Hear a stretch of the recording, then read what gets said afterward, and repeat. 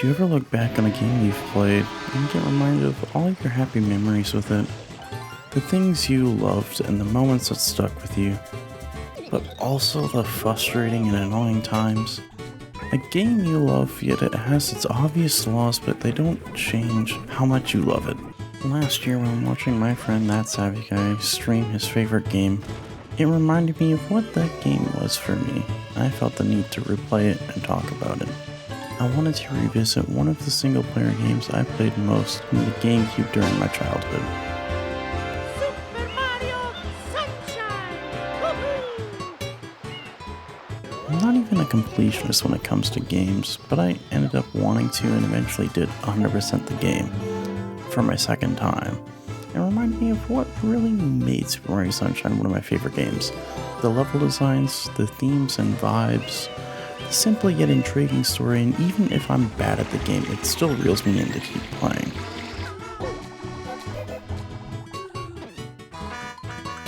One thing I've always struggled with in video games: being good at any of them.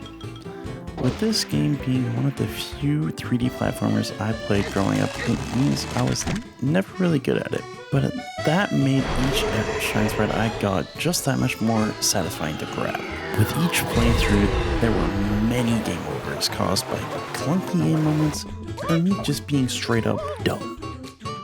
But that frustration added to my enjoyment of the game, giving a fun sense of challenge.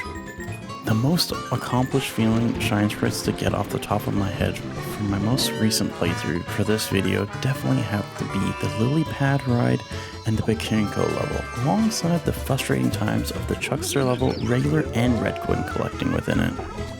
But for whatever reason, even with how dumb collecting the blue coins can be considered, collecting them in each area, and most of all Corona Mountain, having the biggest difficulty curve with how rough controlling the boat in the mountain was, felt satisfying. But the difficulty of the game for me did drop off a lot at the final boss of all things. Maybe some dumb deaths from the clunkiness of the game and bad timing. Other than that, is the simplest final boss in any game I've ever played. But that boss fight did fit my favorite part of this game as a whole. The number one thing I think this game does best is the vacation, summer, and tropical island themes. As soon as you land on the Delfino airstrip, you can already get a taste that you are on a tropical island. Delfino Plaza gives the best feeling of a city in a tropical and tourist area. The colorful buildings, the fruit stands outside, the giant Pianta statue in the middle of this town square.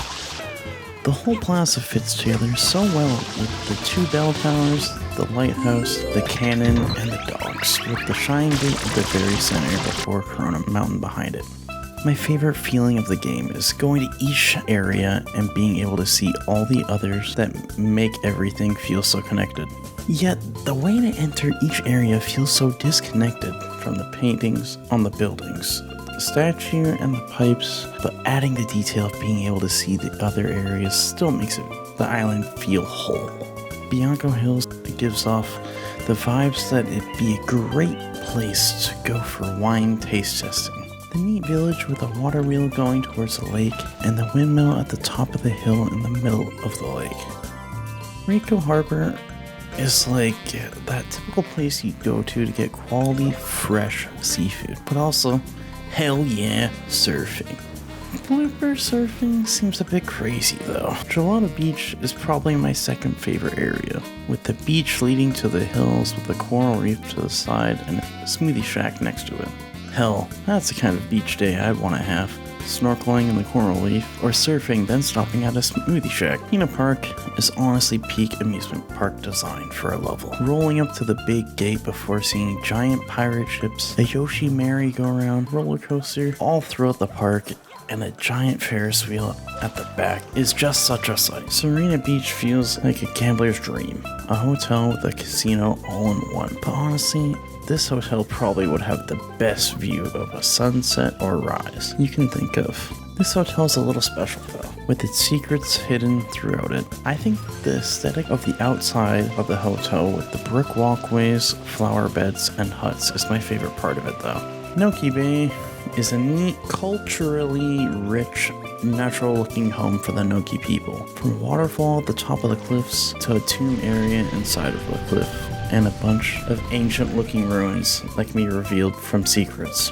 Along with a hole that leads underwater to the home of an eel is a neat addition to a water themed area in the game, I find. Last but not least, out of all the areas in the game is Pinna Village. It gives a very tribal feel for such a place, centered around a giant palm tree with a small waterfall with multiple palm trees at each corner of the village. Who wouldn't want to just sit on one of those palm trees at the edge of the village and watch the sun set or rise? What has intrigued me is the design of the village basically floating over a void, and the entire underside of the village being a jungle gym type was always cool to me. That leads to another topic I wanted to go over, the level design. The level design of this game definitely has me quite divided, honestly. From my favorite level being fighting Mecha Bowser to my least favorite ones being Sandbird and the secret levels with the trucksters. But even with that in mind, I feel like the majority of the levels and shine sprites in the game feel very fun and satisfying to get. The majority of the secret levels can be difficult, but do feel accomplishing to get. The only exception to this is the truckster level, of course. When thinking of level design in each area in the game, I honestly love every area. Bianco Hills has so much to explore, many secrets to find with the blue coins, and it gives a fresh feel to the game. Rico Harbor has to be my least favorite of all the areas though. Sure, the idea of a harbor with ships and crates everywhere sounds cool, but honestly, every other area felt more fun to explore and had shine sprites that felt more satisfying to get. Unlike, for example, an annoying blooper racing level with wonky controls, and it can lead you to instantly die even when you barely touched anything. For level design, it's quite clear what comes to my mind for what are my favorites and least favorites, but honestly, the rest is kind of a blur. With the approach of each world having specific episodes, meaning so many things are linked to episodes that makes things very limited and annoying to revisit levels if you missed anything or because you can't currently access them. Like in Bianco Hills having blue coins being locked behind having Yoshi, and Rico Harbor blue coins being locked behind the turbo nozzle. Don't get me wrong, I love the areas of Isle Delfino and their design, but the core game does limit it to a degree. But that leads to another point I love about the game. First Mario game to have any kind of story to it, and honestly, I found it very compelling. Mario, Peach, Toadsworth, a whole new character in the Mario world at this point. Wow. He's basically a head toad that's like a grandfather figure. So those three and the Toads go on a vacation.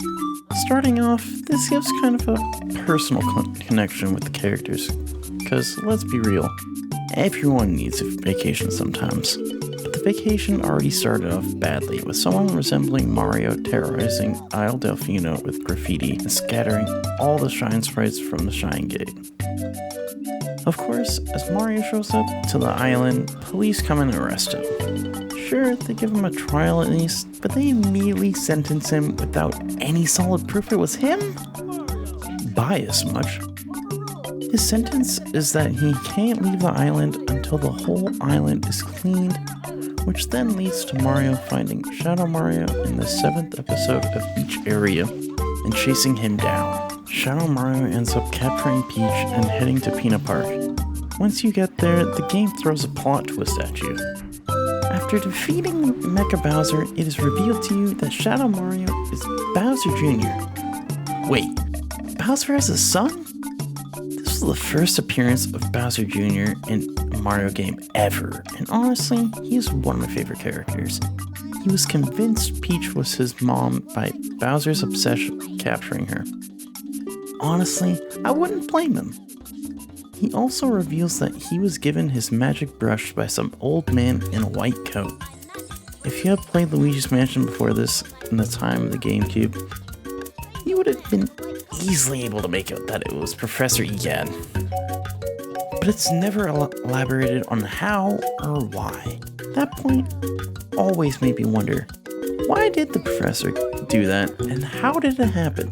Did Bowser's come after him, make him give it up somehow? Those revelations led into Bowser Jr. flying off toward Corona Mountain.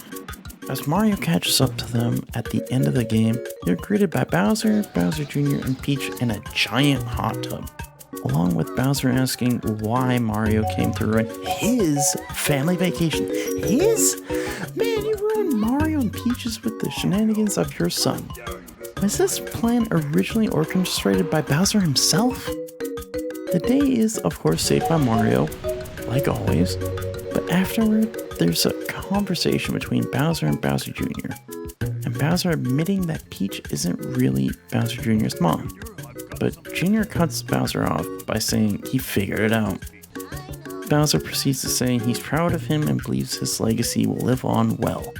Such a sweet family moment, even for the villains of the story, honestly.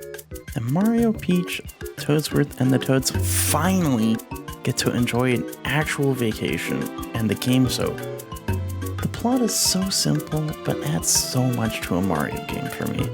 I love a good story, even if it's something like Mario, whose only goal before this was just saving the princess. Sure, this game is still that, but it's a bit more fleshed out than what we would usually get, with added purpose.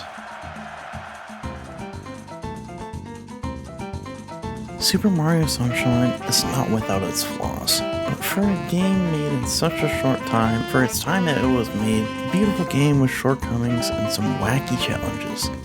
Having shown the power of the GameCube and the time it was in very greatly, with some problems of repeating challenges and designs, limitations to exploration, and what does feel like a flawed mess of a system with the secret collectibles.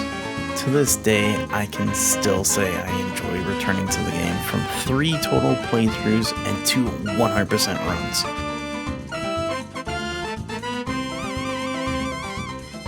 If you enjoyed this video, drop a like and subscribe for more to come, and leave your comment with your thoughts on Super Mario Sunshine. Hope to see you in the next video.